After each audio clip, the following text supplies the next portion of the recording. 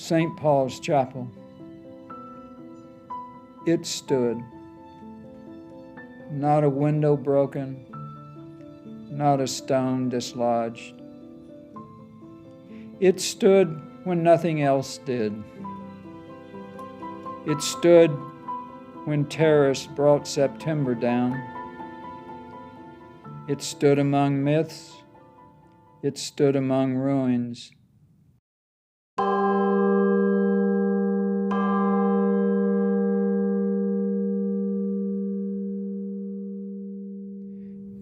I think that the poem helped me to heal.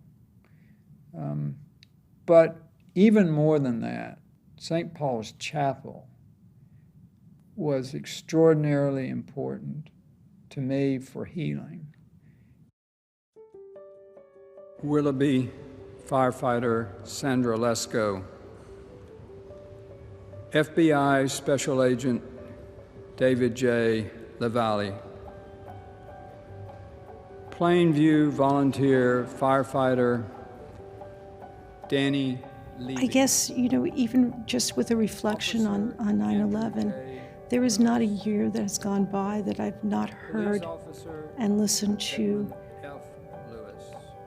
the names being called on 9/11.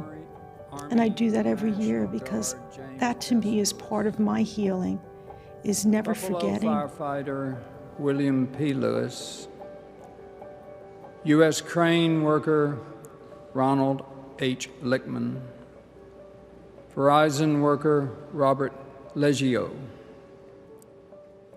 I think Trinity does a good job with their different programs and different groups in helping with the healing process. And Trinity was also right among, they were right down among the whole chaos. Firefighter Timothy G. Lockwood. I have a good quote. Healing does not mean that damage never existed. It means that damage no longer controls our lives.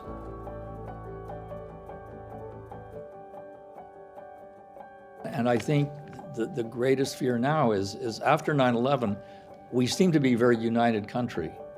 And now we seem as divided as we were right before the Civil War.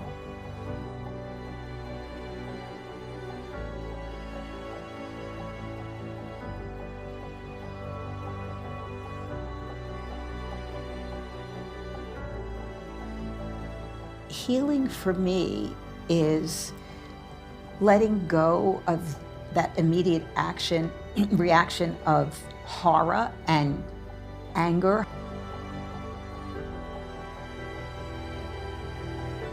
It makes me be more humble and see life in a different sense, because you don't know from one day to the next what will happen to you.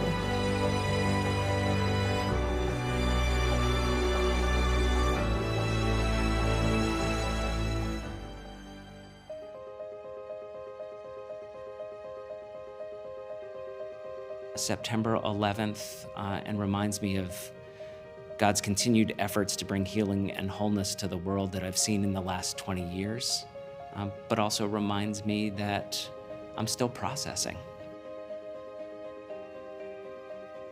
After 9/11 happened, there was like this little bubble right here, almost like in the heart, that was tucked away and sheltered and unseen.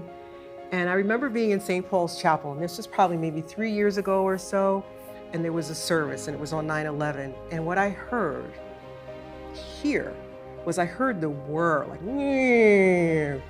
out of nowhere. And that wasn't happening in real time, but that was a repressed memory.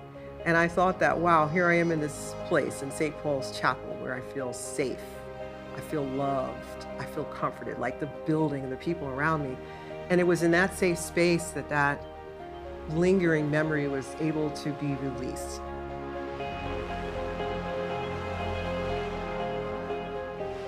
It stood in place of other sorts.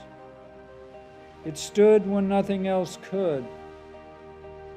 The great had fallen as the brute hardware came down. It stood.